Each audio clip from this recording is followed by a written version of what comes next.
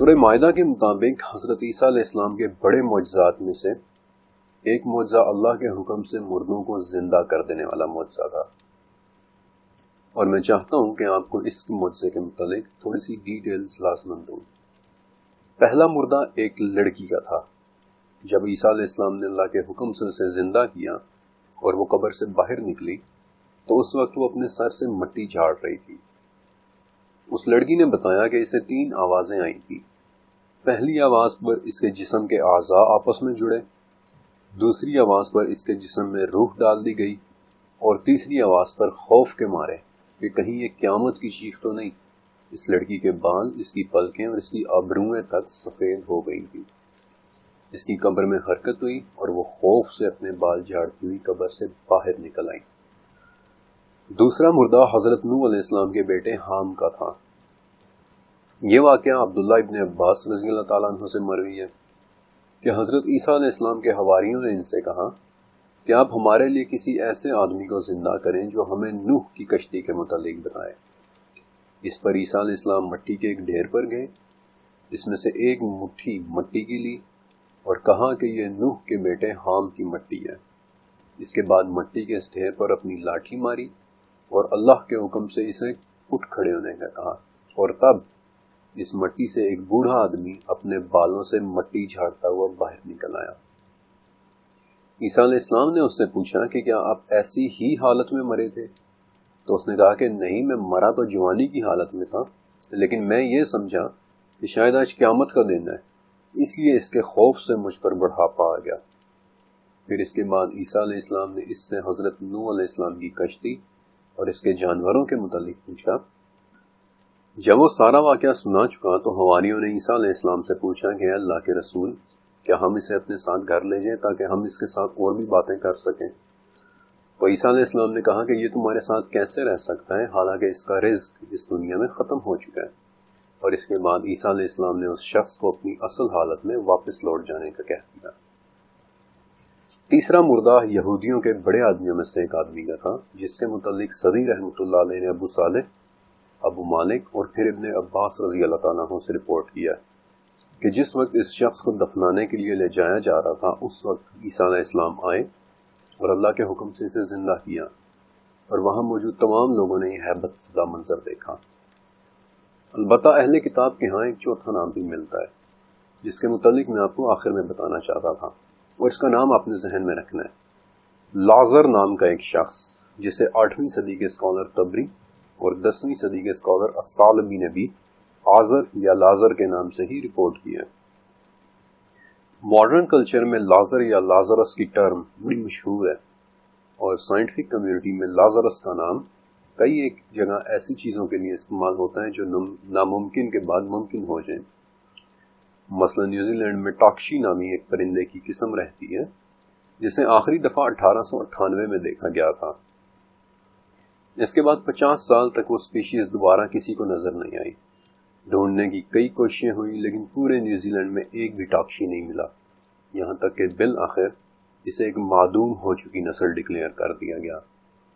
لیکن 1948 میں New Zealand میں ایک بار پھر سے اس پرندے کی دریافت ہو گئی، اور تب سے سائنٹیفک کمیونٹی میں ٹاکشی کو لازرس ٹیکسون کہا جاتا ہے، یعنی ایک ایسی قسم، ایک ایسا جانور جو مردہ سمجھے جانے کے بعد پھر سے زندگی بن کر سامنے آئے۔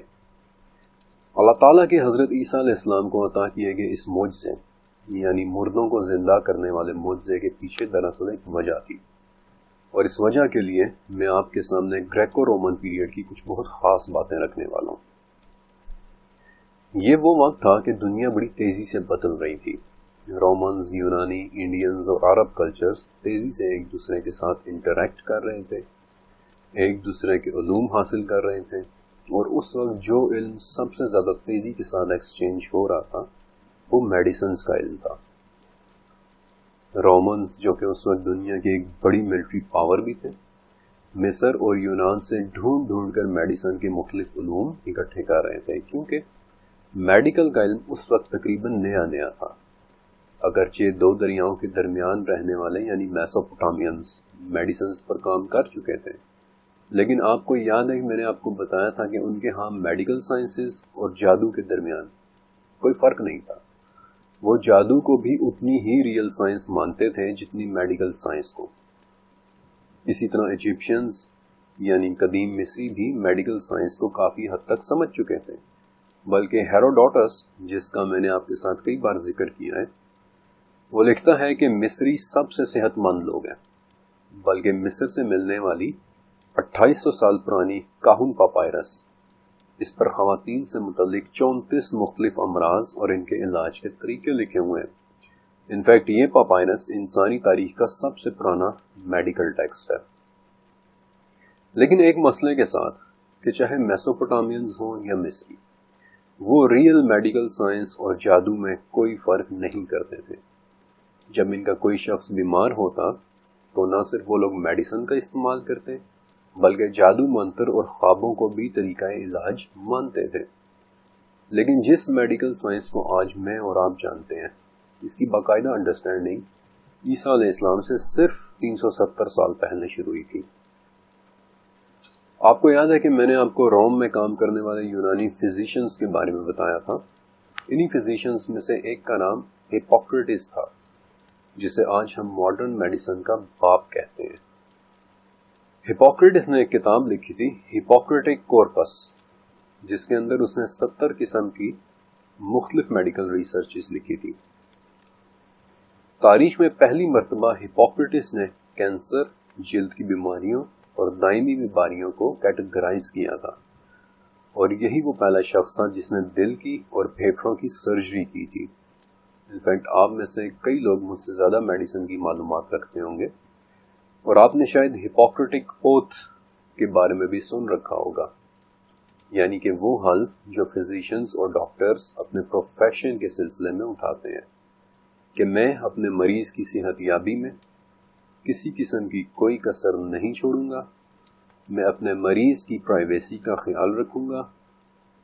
یہ ساری باتیں اس حلف کو سب سے پہلے ہپوکریٹس نے ہی لکھا تھا. ہپوکریٹس سے پہلے کے زمانے میں یہ ماننا بہت عام تھا کہ بیماری کسی خدا کے ناراض ہو جانے کی وجہ سے آتی ہے، اور ہپوکریٹس وہ پہلا شخص تھا جس نے آ کر یہ تاثر ختم کیا اور یہ بتایا کہ بیماریاں خداؤں کے ناراض ہونے کی وجہ سے نہیں بلکہ فطری وجوہات کی وجہ سے آتی ہیں.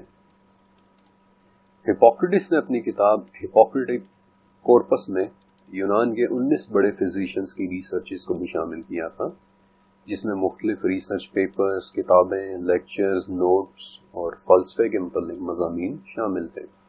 اور انہی ریسرچز میں تاریخ میں پہلی مرتبہ وینز اور آرٹریز کے درمیان فرق کیا گیا تھا کہ ان میں سے ایک پلسیٹ کرتی ہیں اور دوسری نہیں.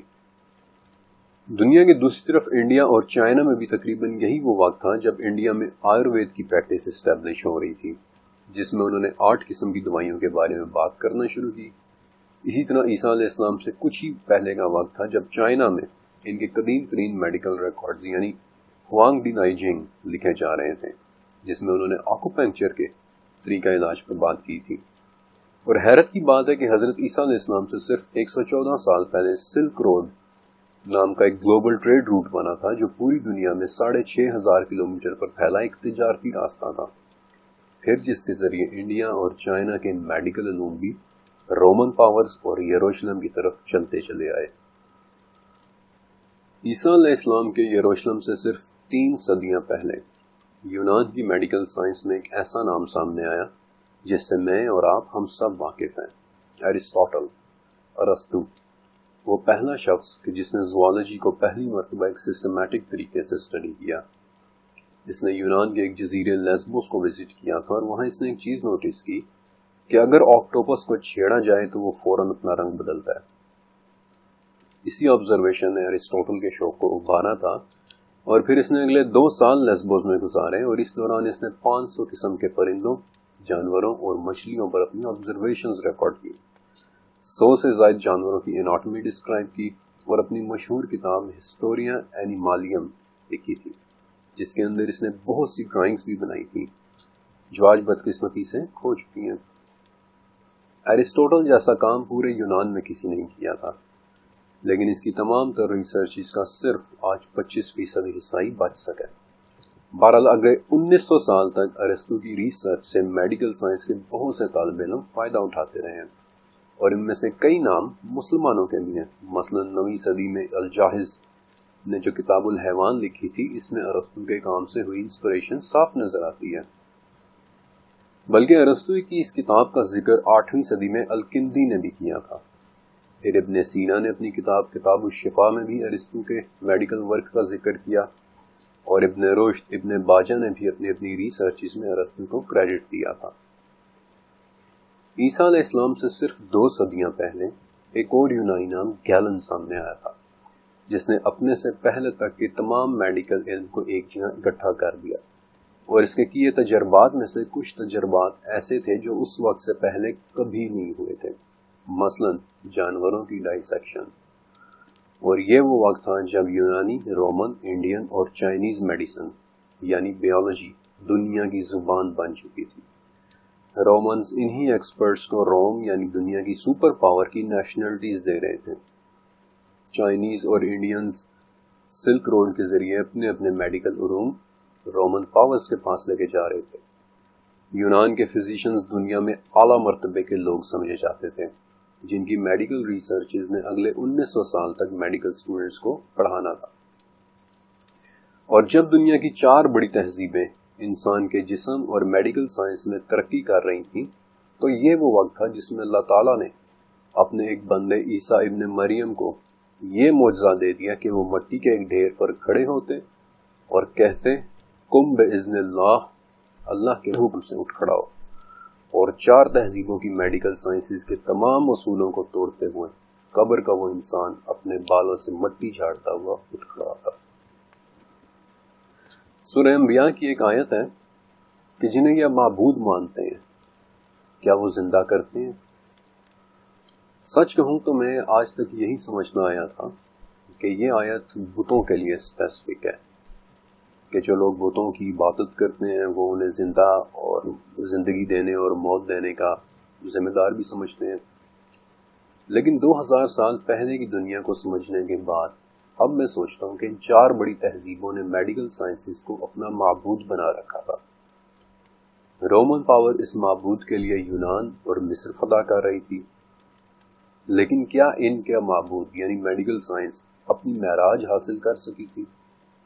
کیا ان کا معبود مردوں کو زندہ کر سکا تھا؟ کبھی بھی نہیں۔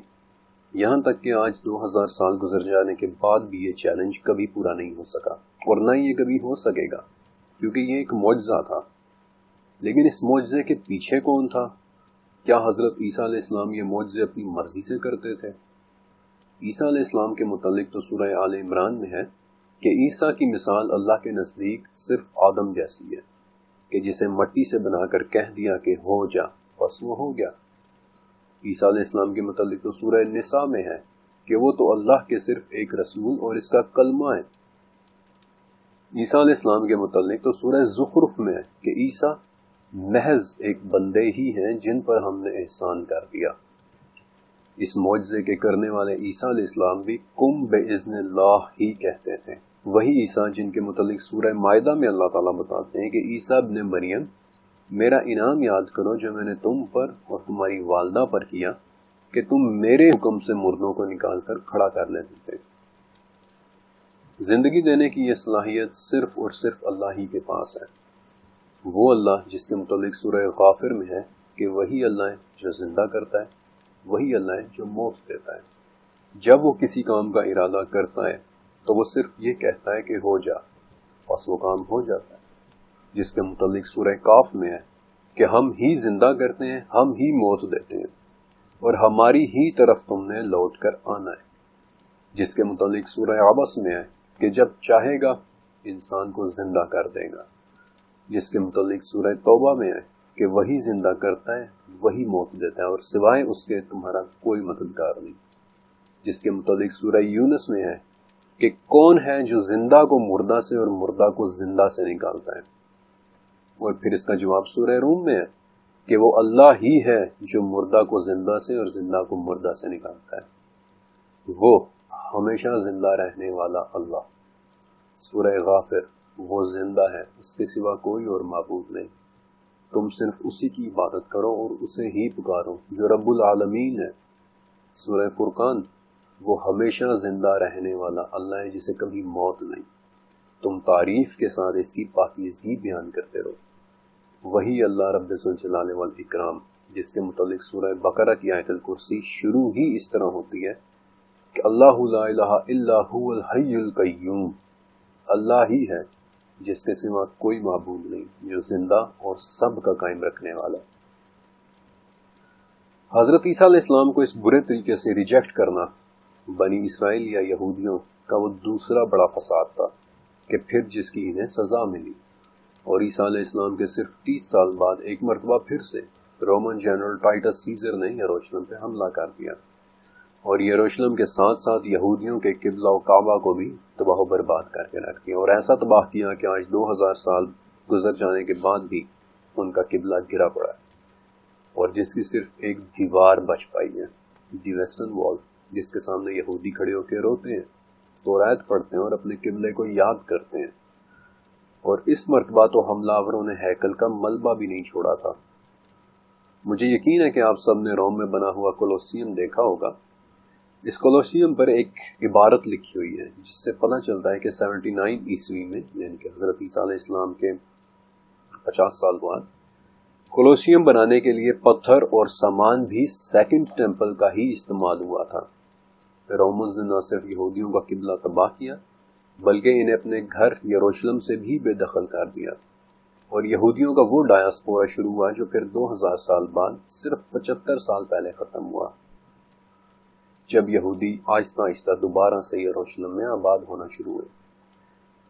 اس وقت تو یہاں تک بھی ہوا تھا کہ ہیڈرین نامی ایک رومن حکمران نے یروشلم کا نام بھی بدل دیا تھا اور اس کا نام ایلیا رکھ دیا تھا. بیسیکلی یہی وہ وجہ ہے کہ اکثر ہم اسے مسجد ایلیا بھی کہتے ہیں. اور یہ حرکت یہودیوں کی بے عزتی کرنے اور یہودیوں کی زندگی سے یروشلم کا نام مکمل طور پر نکالنے کے لیے جان بوجھ کر کی گئی تھی، اور 400 سال کے اندر اندر یروشلم میں یہودیوں کے داخلے پر ہی پابندی لگ دی. بنی اسرائیل بے گھر ہو گئے تھے، حتیٰ کہ پھر 637 عیسوی میں حضرت عمر رضی اللہ تعالیٰ عنہ نے یروشلم فتح کیا. تو اس وقت سوفرونیس نامی ایک عیسائی پادری ہچکچاتے ہوئے عمر بن خطاب رضی اللہ تعالیٰ عنہ کو ٹیمپل ماؤنٹ تک لے کر آیا تھا، اور پھر کعب بن احبار جو کہ یہودی سے مسلمان ہوئے تھے، انہوں نے پھر بیت المقدس کی اس چٹان کی نشاندہی کی کہ یہ وہ چٹان ہے، پھر جسے حضرت عمر رضی اللہ تعالیٰ عنہ نے اپنی چادر سے صاف کیا. اور یہودیوں پر ان کا سب سے بڑا احسان کیا کہ وہ یروشلم اپنی عبادات کے لیے آ سکتے ہیں. تب سے لے کر آج تک بیت المقدس مسلمانوں ہی کے پاس ہے. آنے والے سالوں میں اس کا مستقبل کیا ہوگا وہ ایک علیحدہ چیپٹر کا ٹاپک ہے، کیونکہ بیت المقدس نے آنے والے دنوں میں ایک بہت بڑا رول پلے کرنا ہے، اور اسی لیے میں نے بیت المقدس کے مستقبل کو ہونے والے واقعات کی کیٹیگری میں رکھا ہے. لیکن ان 2 چیپٹرز کے شروع میں ہی میں نے آپ کو نبی کریم صلی اللہ علیہ وآلہ وسلم کی وہ حدیث سنائی تھی کہ تم لوگ اپنے سے پہلے کے لوگوں کی پیروی ضرور کرو گے، بازو پر بازو، بالشت پر بالشت اور ہاتھ بھر ہاتھ، حتیٰ کہ اگر ان میں سے کوئی گوہ کے بل میں گھسا تھا تو تم بھی ضرور گھسو گے، اور اگر ان میں سے کسی نے اپنی ماں کے ساتھ اعلانیہ بدفعلی کی تھی تو تم بھی ضرور کرو گے. اس پر صحابہ نے پوچھا تھا کہ یا رسول اللہ صلی اللہ علیہ وسلم، کیا آپ یہودیوں اور عیسائیوں کے متعلق بات کر رہے ہیں؟ تو آپ صلی اللہ علیہ وسلم نے فرمایا کہ وہ نہیں تو اور کون. ذرا سوچئے کہ ہم مسلمان کہاں کھڑے ہیں. کیا ہم نے بھی وہی بد عہدیاں نہیں کی جو انہوں نے کی تھی؟ اور ان بد عہدیوں کے باوجود کیا ہم بھی ویسا ہی نہیں سمجھتے جیسا وہ سمجھتے تھے کہ ہم تو لاڈلے ہیں، ہمیں کچھ بھی نہیں ہو سکتا؟ بالکل ویسے جیسے وہ سوچتے تھے. آپ کو سورہ اسراء کی وہ آیت یاد ہے جس میں اللہ تعالیٰ نے بنی اسرائیل کو کہا تھا کہ تم 2 مرتبہ زمین میں بڑا ہی زبردست فساد کرو گے، اور بنی اسرائیل نے ویسا ہی کیا، اور دونوں مرتبہ ان پر بڑے ہی ظالم لوگ مسلط کیے گئے. وہ ظالم لوگ جو بنی اسرائیل کی آہو بکا تک نہیں سنتے تھے، وہی بنی اسرائیل جن کے نقش قدم پر مسلمان بھی چلے. اور اب ان آیات کے فوراً بعد والی آیت کو دیکھیں اور غور کریں کہ یہ تنبیہ ہر انسان کے لیے ہے کہ امید ہے کہ تمہارا رب تم پر رحم کرے گا، لیکن اگر تم پھر سے وہی کرنے لگے تو ہم بھی دوبارہ ایسا ہی کریں گے، اور منکرین کی قید صرف جہنم ہے.